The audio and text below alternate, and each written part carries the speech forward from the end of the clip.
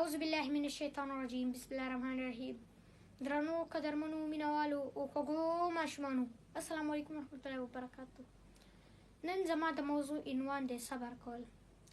ګران کتونکو، څنګه چې تاسو خبرې وبا بیماری او کورونا راوتلې ده، ټول خلک په کورونو کې ناست دي، مدرسې، سکولونه، هر څه بند دي. او دې خواته غریب سړی دومره بېوسلی دی او خانان خو ورته حیرانه پاتې دي، نو غریب به څه وکړي؟ دومره سخت حالات را روان دي دې ورځو کې.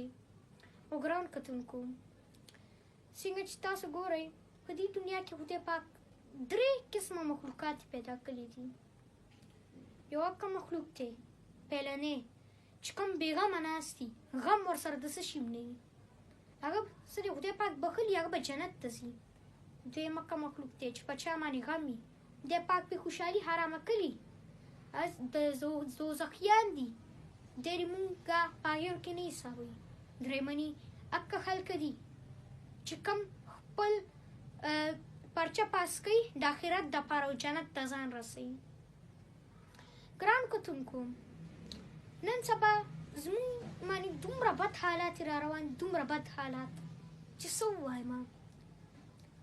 یو غریب سړی زور نه لري او خانان ورته ټول حیرانه پاتې دي، نو دا غریب به یې څه زور لري د دې کرونا او د وبا بیماري.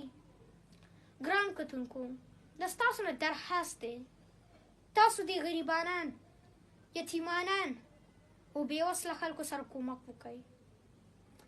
او که تاسو بیا هم وایئ زموږ خیریه بنسټ سباوون ننګرهارۍ کې تاسو موږ سره مرسته هم وکړئ، تر څو چې موږ ستاسو مرستې نه د نورو یتیمانانو، غریبانانو، بېوسلو سره کومک وکړو. ګران کتونکو، راځئ خدای نه په ژړا شو، خدای ته وایئ موږ د کرونا وایرس زور نه لرو، موږ به څه د کرونا وایرس زور لرو، دا ډېر غټ بوج دی، موږ دومره بوج نه شو چتولی. یا الله ته زموږ نه کرونا وایرس اخوا کړي، موږ د دې بوج نه لرو بلکل.